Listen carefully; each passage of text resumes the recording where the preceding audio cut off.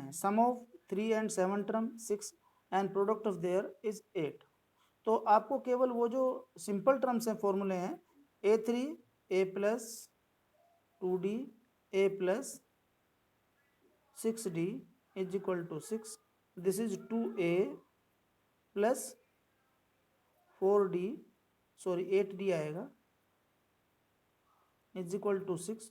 यहाँ से एक कंडीशन निकाल लीजिए, a plus 4d is equal to 3। मैंने क्या किया है, 2 कॉमन लेके डिवाइड कर दिया।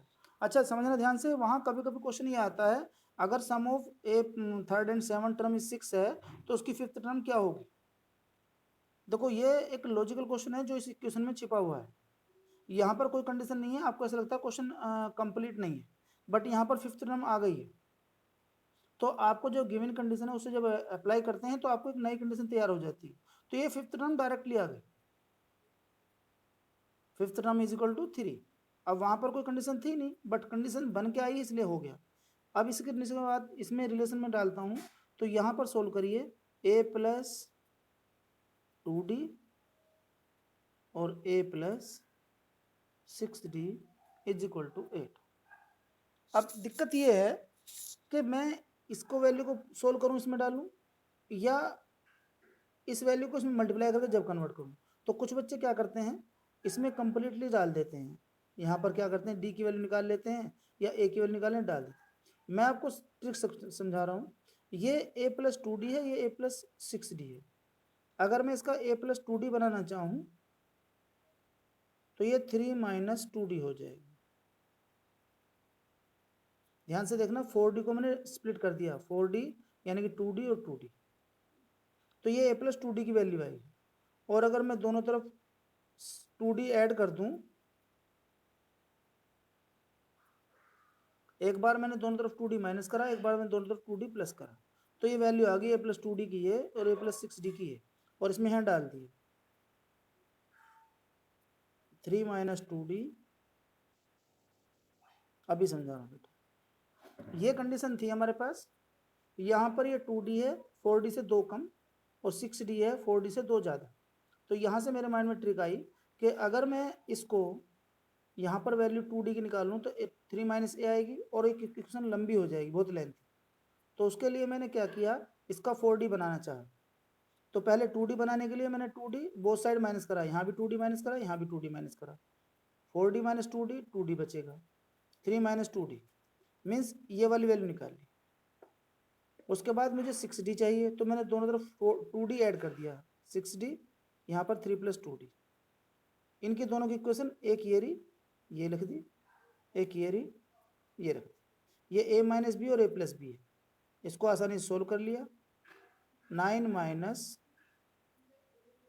4d square is equal to 8, 9 minus 8 is equal to 4d square, और d square is equal to 1 upon 4। ध्यान रखना d की दोनों वैल्यू लेनी है, d is equal two plus minus 1 upon 2। अच्छा उसने क्या पूछा है, नंबर पूछे ना, तो नंबर के लिए आपको क्या करना पड़ेगा, आपको नंबर के लिए किसी भी एक इक्वेशन में इन दो की दोनों वैल्यू पुट करनी पड़ेंगी। यहां पर आ जाते हैं, a प्लस, एक बार मैंने d को पॉजिटिव लिया तो यहां पर आ जाएगा implies that a is equal to 1, यहाँ 2 कट जाएगा, 3 माइनस 2 1। याद रखना आपने d यहाँ पर क्या लिया है, 1 अपॉन 2, और अगर d आपने नेगेटिव लिया तो a प्लस 4 माइनस 1 अपॉन 2 3, यहाँ पर a की वैल्यू 5 आ, आपको a मिल गया, d आपको मालूम था। तो अब आप दोनों तरफ से नंबर निकालेंगे। ध्यान रखना, पहले नंबर में a हमारा फर्स्ट टर्म आया 1, दूसरे में a आया हमारा 5। क्योंकि d हमें मिल चुका है, इसमें d प्लस था, तो नेक्स्ट टर्म क्या आ जाएगी हमारे पास, 1 प्लस 1 अपॉन 2 3 अपॉन 2, इससे थर्ड टर्म नेक्स्ट हो जाएगी 3 अपॉन 2 प्लस 1 अपॉन 2 मीन्स 2। अरे सम भी कर दूंगा, चिंता मत करो, अभी अभी करने जा रहा हूँ। क्या निकालना, देखो सम किसको करना, सम ऑफ फर्स्ट 16 टर्म। अच्छा दोनों निकालना पड़ेगा, तो आप दोनों का सम निकाल लीजिए, सम ऑफ 16 टर्म, 16/2 2a n यानी कि 15 लिख दे रहा हूँ डायरेक्ट में, 15d। ध्यान रखना आपको a और d का कॉम्बिनेशन वही लेना जो इसमें लिया आपने, यूज किया। यहाँ 8, a कितना था हमारा 1, तो 2 + 15 और d कितना थे 1/2। चलिए एलसीएम ले लीजिए इसमें, तो ये हो जाएगा हमारे पास 8, 2 2 जा 4, 19/2, 76। ये उसके लिए है जिसमें आपका a1 और d प्लस का था। अगर आप दूसरी वाली कंडीशन लेते हैं तो फॉर्मूला वो भी लगाना पड़ेगा आपको, 2a + 15 और d आपका -1/2 था। वैल्यू पुट कर रहे हैं 8 10 - 15/2, तो यहाँ हो जाएगा 20 - 15 5/2। इसके दो आंसर आएंगे, ठीक है ना, एक 20 और एक सम ऑफ 16 टर्म 76। ठीक है, दोनों के लिए कंडीशन है, तो इसलिए कभी कंफ्यूज नहीं होना कि हमारे दो आंसर कैसे आएंगे, वो इस वजह से हो जाते हैं कि हाँ डी की वैल्यू 2 थी। क्वेश्चन थर्ड, क्वेश्चन थर्ड में दिया गया है ए लैडर इन द, इसका डायग्राम भी गिवन है, एक तरह की सीढ़ी दे रखी है जिसके आपने आजकल ये मार्केट में देखी होगी, जो इनके वो होते हैं डंडे, इनको क्या बोलते हैं, ये इसने क्या बोला, लैडर हैज रंग्स, रंग्स बोलते हैं, ये रंग्स हैं, ये एपी में है और हमें पता नहीं है कितने रंग्स हैं, बट इक्वल डिफरेंस हैं, इनके बीच का डिफरेंस फिक्स है। तो उसके अकॉर्डिंग उसने कहा है the rungs decrease uniformly in the length from 45 at the bottom and 25 from the top. सबसे ऊपर वाले की लेंथ गिवन है और सबसे नीचे वाले की लेंथ भी गिवन है। आप ये समझ लीजिए कि ये फर्स्ट टर्म है और ये लास्ट टर्म, क्योंकि उसने कहा रखा है decrease at the uniform length, means uniformly difference है, तो वो एपी में हो गए। ठीक है, उसने बोला the bottom rungs 2.5 metre apart, what is the length of wood. अब उसने बोला है कि ये जो लेंथ की रंग्स है बीच में डिस्टेंस, इस दोनों की डिस्टेंस यहाँ से ले लीजिए, फिक्स दे रखी है 2.5 मीटर और 250 सेंटीमीटर है। अब रूल समझना ध्यान से कि जब एक हमने रंग्स लगा दिया या नीचे लगा दो, अब यहाँ से देखो ध्यान से रखना, दो रंग्स के बीच में डिफरेंस कितना है 25 सेंटीमीटर 25। यहाँ पर एक रंग्स, यहाँ केवल एक डिफरेंस आया है, रंग्स हो गए 2, दूसरा डिफरेंस आया रंग्स हुए 3, तीसरा डिफरेंस आया डंडे हुए 4 5, जितने गैप हैं उससे एक ज़्यादा डंडा है। तो नंबर ऑफ रंग्स की बात करें, नंबर ऑफ रंग्स की बात करें तो ये लॉजिक याद रखना है आपको, यहाँ पर total distance upon distance between two rungs, और +1 इसलिए कि आपने जहाँ से बेस स्टार्ट करा उसमें एक डंडा एक्स्ट्रा होता है जहाँ से स्टार्ट करते हैं, इसके लिए तो यहाँ पर आ जाएगा 11। अब आपको टोटल टर्म 11 मिल गई, क्योंकि रंग्स की लेंथ निकालनी है टोटल, एक ये रहा एक ये रहा एक ये रहा। अब आपको ये समझ लीजिए कि फर्स्ट टर्म मालूम है, लास्ट टर्म मालूम है 45, और नंबर ऑफ टर्म भी मालूम है, बस सम निकालना है लेंथ ऑफ टोटल रंग्स। तो यहाँ पर इसका लेंथ ऑफ रंग्स लिख सकते हैं, लेंथ ऑफ वुड ले लीजिए, या जो भी इसने बोला है वुड ले लीजिए, n/2 2a, a + l लगा दो, d की तो हमें जरूरत नहीं है, a + l लगा देते हैं, a + l,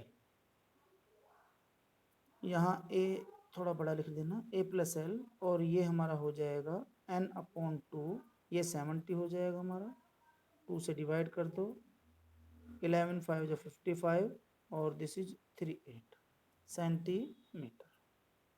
यह आपको क्वेश्चन थर्ड हो गया है। अब क्वेश्चन 4 समझने के लिए आपको थोड़ा सा IQ तेज करना पड़ेगा, मैं समझाने की पूरी कोशिश करूंगा। थोड़ा सा इसमें लैंग्वेज टिपिकल है।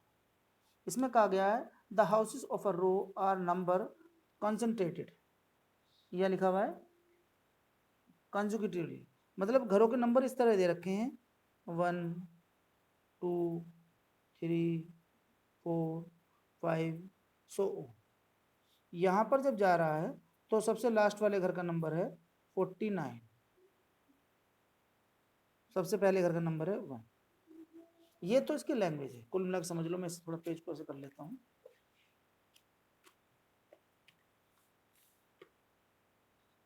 कोशिश करना समझने की। यहाँ पर एक रो में सारे हाउसेस के नंबर हैं और 1 to 49 इसने दे रखा है। अब इसमें कहा गया है कि so that there is a value of x. अब यहाँ पर कोई हाउस है, इसका नंबर एक्स है, तो आपको एक बात समझनी है कि इससे पहले वाला नंबर कितना होगा। Anyone reply? एक्स माइनस 1 और इसके बाद वाला नंबर एक्स प्लस 1। आपको ये समझना है जो इसमें क्वेश्चन कहा गया है so that the sum of number of the houses preceding the house, मतलब इससे पहले वाले घरों को जो हाउस सम है, इससे पहले वाले घरों के जो हाउस का नंबर का सम है वो इसके बाद वाले हाउस के नंबर ऑफ सम्स के बराबर है। अब ये लैंग्वेज आपको समझनी है बहुत ध्यान से कि मैं इसका सम तो निकाल लूंगा क्योंकि 1 2 3 अप टू x माइनस 1 तक है। 1 2 3, हाँ नंबर नहीं मालूम, तो इनका सम x माइनस 1। ये तो एक आपका सम AP आ जाएगी। चलो आपको AP मालूम है, इसकी ये टर्म भी मालूम है, डिफरेंस तो आपको मालूम है। अब इनका जो सम करना है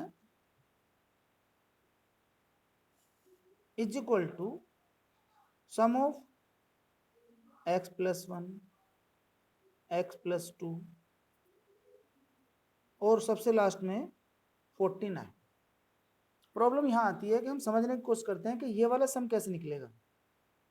तो इसको ऐसे समझ लीजिए, आप यहाँ से यहाँ तक तो निकाल ही सकते हैं ना, ये 1 to 49 है, तो ये लैंग्वेज है ध्यान समझने की कि मैं लिख रहा हूँ sum of x minus 1, this is 1 to x minus 1 is equal to, अब ये जो टोटल हाउसेस हैं 1 to 49 इसको लिखते हैं सम ऑफ 49 माइनस ये वाला घर, अगर मैं यहाँ तक का माइनस कर दूं इससे पहले तक का तो वो यही बचेगा टोटल में से। बस यही लॉजिक है इसमें कि अगर मैं टोटल हाउसेस के सम में से इससे पहले वाले घरों का सम माइनस कर दूं तो ये बच जाएगा रिमेनिंग वाला माइनस s और इससे पहले वाला घर कितने x। ये लॉजिक है। Sum of x minus 1 this is equal to sum of total minus इससे पहले वाले प्रीसीडिंग हाउस। इसको सोल्व करना है, आप सोल्व करेंगे आसानी से। n का फॉर्मूला ये है आपको, और सबका AP फर्स्ट टर्म क्योंकि यहीं से स्टार्ट हुआ है तो n mine upon 2a n minus 1 into D. 11 कहाँ है, कहाँ 1 है, ये n ही तो है हमारे पास, SN होता है n upon 2, n upon 2 2a n minus 1 into D, सबका डिफरेंस 1 है। x माइनस 1 तो लिखा हुआ है, 2 कहाँ से होगा, x माइनस 1 तो लिखा है, ये n है, sum of n, n term का फॉर्मूला इसे x कहते हैं, यहाँ से लेकर यहाँ तक का सम x माइनस 1, तो s x माइनस 1 s 49, इसको 49 लिख दें, और ये 1 प्लस a प्लस l, आप दोनों फॉर्मूला लगा सकते हैं क्योंकि हमें जो मालूम है।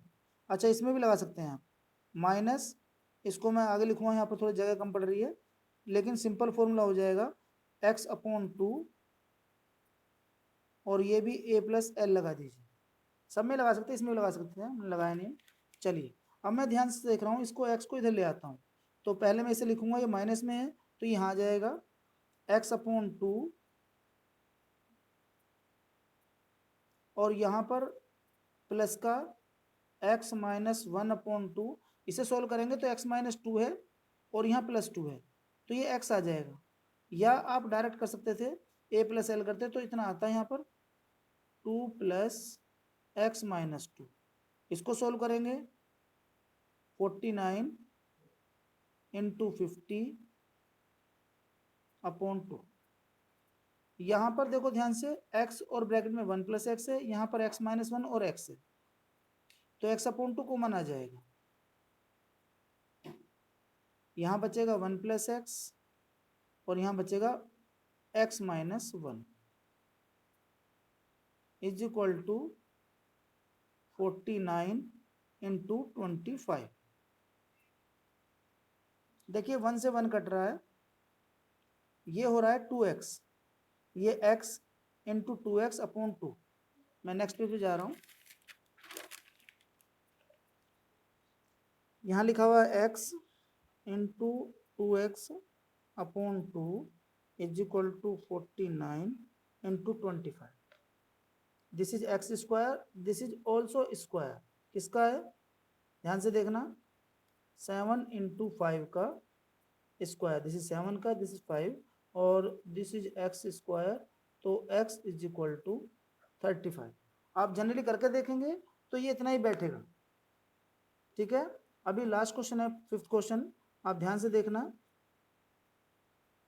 इसने कहा है जो सीढ़ियां बनी है, a small terrace at the football ground comprise of 15 step. 15 सीढ़ियां बनानी है इसमें, तो सीढ़ियां ध्यान से देखना। एक सीढ़ी बनेगी तो जो नेक्स्ट सीढ़ी बन रही है वो थोड़ी सी इस तरह बनी है, और ये सीढ़ियां थोड़ी सी क्योंकि बॉटम से जाएंगी तो पूरी सीमेंटेड बन रही हैं, तो ये हमारा क्यूबॉइड टाइप है, ये भी हमारा क्यूबॉइड टाइप बनेगी, फिर ये भी हमारा क्यूबॉइड टाइप बनेगी और ये भी हमारा क्यूबॉइड टाइप बनेगी। तो जो सीढ़ियां बन रही हैं 15 स्टेप, उसमें उसने बोला है उसकी, यहाँ रख दो, इसने बोला है इसको 50 metre long and which is 50 metre long and built of solid store, each step has rise 1/4। इसकी हाइट जो है ये 1/4 है, इसकी भी 1/4, इसकी भी 1/4, इसकी ईच हाइट आगे देखा है, एंड ट्रेड ऑफ 1/2 मीटर, और इसकी जो चौड़ाई है सीढ़ी की, वो जो ब्रेथ होती है LBH में, तो आपके पास लेंथ दे रखी है 50 मीटर, ब्रेथ मालूम है 1/2 मीटर, और हाइट बार बार चेंज होती रहेगी क्योंकि पहली सीढ़ी H1, दूसरी की H2, H3। तो उसने पूछा है find the total volume of required concrete terrace के लिए, तो टोटल वॉल्यूम का फॉर्मूला लगाइए V1 पहली सीढ़ी, दूसरी सीढ़ी, तीसरी सीढ़ी अप टू V15। अब क्योंकि उसमें लेंथ तो सबकी फिक्स है, L ब्रेथ भी सबकी फिक्स है, केवल हाइट बदलती जा रही है, तो height 1 L into B into H2, L into B into H3, ऐसे ही plus L into B into H15। अब आपको जब ये चीज चेक कर रहे हैं आप, तो सब में जो कॉमन है उसे बाहर ले लीजिए, L इंटू बी, और यहाँ पर हाइट H1, H2, H3 और लास्ट में H15। L और B आपके पास फिक्स है, उसमें वैल्यू पुट कर दीजिए 50 इंटू 1/2, और हाइट ध्यान से सुनना 1/4, दूसरी है तो 1/4 प्लस 1/4 मीन्स 2/4, 3/4, 4/4 और लास्ट में 15/4। अब आपको एक बात और दिखाई दे रही है, 1/4 सब में कॉमन है, वो भी ले लीजिए। 50 इंटू 1/2 कट कर दीजिए, बार बार इसे चेक करने में दिक्कत आएगी, और 1/4 भी कॉमन ले लीजिए, तो यहाँ बचा 1, 2, 3 अप टू लास्ट में 50। अब आप इसे सोल्व कर सकते हैं, तो यहाँ आ जाएगा 25/4, और ये AP है, एपी का फॉर्मूला आपको मालूम है, n/2 A plus L. Check कर लीजिए इसे, 25/2 15/2 इंटू 16। चलो 4 लिख लो, 4 2 जा 8 और 8 2 जा 16। आप इसकी मल्टीप्लाई करेंगे 75 सेंटीमीटर क्यूब, ये टोटल वॉल्यूम आ जाएगा हमारा। और ये आपकी एक्सरसाइज कंप्लीट हो गई है। ठीक है, अभी आप